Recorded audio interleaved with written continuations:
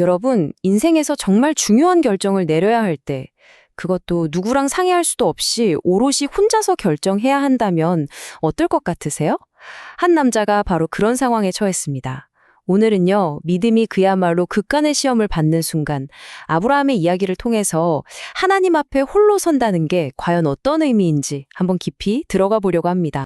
자, 그런데 이 이야기의 무게를 제대로 느끼려면요, 먼저 그 기쁨이 얼마나 컸는지부터 알아야 해요. 생각해 보세요. 아브라함이 100살, 아내 사라는 90살이었어요. 인간적으로는 모든 희망이 다 끊겼다고 생각했을 바로 그때 기적처럼 아이가 태어납니다. 바로 이삭이죠.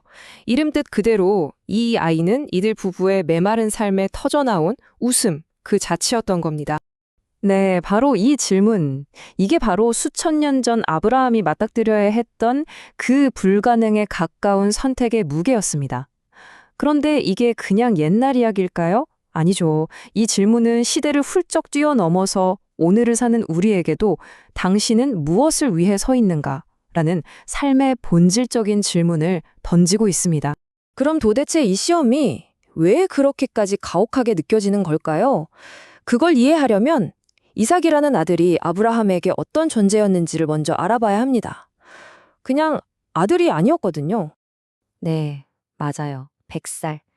아브라함이 이삭을 품에 안았을 때의 나이죠. 이게 그냥 아이고 늦둥이 보셨네 이 정도 수준의 얘기가 아닙니다. 이건 인간의 모든 가능성이 완전히 끝났다고 생각되는 바로 그 지점에서 시작된 하나님의 약속이 실현된 사건. 바로 그거였어요. 그러니까 핵심은 이거예요.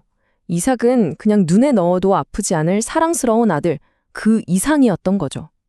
말 그대로 하나님의 약속이 사람의 몸을 입고 태어난 존재라고 할 수 있어요. 아브라함의 모든 믿음, 모든 미래가 바로 이 한 아이 한 명에게 전부 다 담겨 있었던 겁니다. 자, 이렇게 기적 같은 아들과 함께 평온한 날을 보내던 아브라함에게 어느 날 그의 삶 전체를 뿌리부터 뒤흔들어 버리는 정말 상상조차 할 수 없는 명령이 뚝 떨어집니다. 이제 그의 믿음이 역사상 가장 혹독한 시험대 위에 오르게 되는 거죠. 이거 정말 기가 막힌 명령 아닌가요? 약속을 주셨던 바로 그 분이 이제 와서 그 약속의 결정체인 아들을 다시 바치라고 하시는 거예요.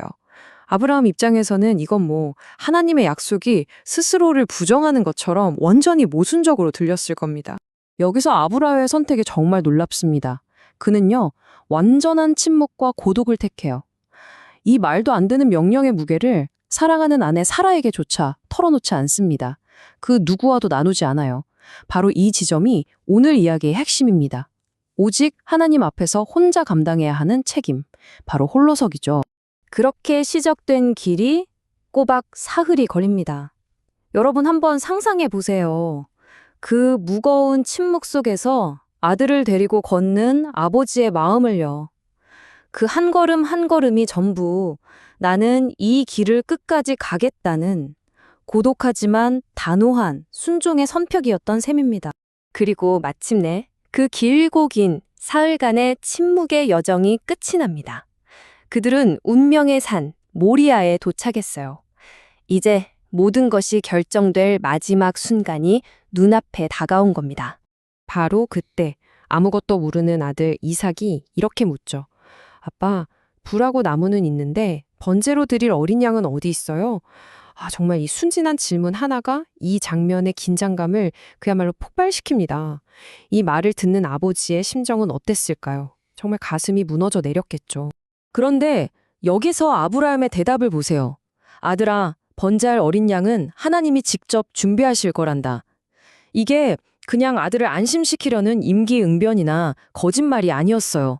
이건 이 모든 불가능해 보이는 현실 너머에서 결국 하나님께서 해결책을 마련하실 거라는 자신의 모든 것을 내건 위대한 믿음의 선포였습니다. 자, 그리고 이어지는 아브라함의 행동은 정말 숨막힐 정도입니다. 그는 제단을 쌓고 나무를 버려놓고 사랑하는 아들 이삭을 묶어서 그 위에 눕힙니다. 그리고 마침내 칼을 들어올리죠. 단 한치의 망설임도 없이 이 모든 과정을 침착하게 진행해요. 긴장감이 정말 최고조에 달하는 바로 그 순간입니다. 바로 그때 칼을 내리치려는 바로 그 찰나에 하늘에서 다급한 목소리가 그를 부릅니다. 아브라함아, 아브라함아. 하나님의 사자가 나타나서 그 아이에게 손도 대지 말라고 급하게 제사를 멈추게 한 거죠. 그리고 바로 이 놀라운 경험에서 우리가 잘 아는 여호와 이레라는 말이 태어납니다. 여호와께서 준비하신다. 아브라함이 주위를 둘러보니까 정말로 덤불에 뿔이 걸린 숫장 한 마리가 있었던 거예요. 하나님께서 이 모든 것을 이미 다 준비해 두셨다는 걸 깨닫고 그 땅의 이름을 그렇게 부른 거죠. 자, 그럼 이 숨막히는 이야기가 우리에게 주는 의미는 과연 뭘까요? 아브라함의 이 엄청난 시험은 그냥 한 사람의 특별한 경험으로 끝나지 않습니다.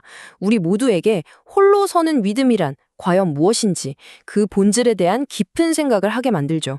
이 시험을 통과한 아브라함에게 하나님은 이전과는 비교도 할 수 없을 만큼 더 큰 축복을 약속하십니다. 그의 자손이 하늘의 별처럼 바닷가의 모래처럼 많아질 거라고요. 보세요. 그의 절대적의 순종이 결국에는 더 크고 더 확실한 약속의 보증수표가 되어서 돌아온 정말 놀라운 역설이죠. 그래서 이 이야기에서 우리가 꼭 기억해야 할 몇 가지 교훈이 있습니다. 첫째는요, 절대적인 신뢰예요. 진정한 믿음은 우리 머리로 다 이해가 안 되는 지점에서 시작된다는 거죠. 둘째는 신앙적 독립입니다. 다른 누구도 아닌 오직 하나님 앞에 홀로 설 수 있는 용기. 이게 바로 성숙한 믿음이라는 겁니다. 그리고 마지막으로 그 이해할 수 없는 순종의 길 끝에는 반드시 하나님의 예비하심, 즉 여호와 이레가 기다리고 있다는 사실입니다.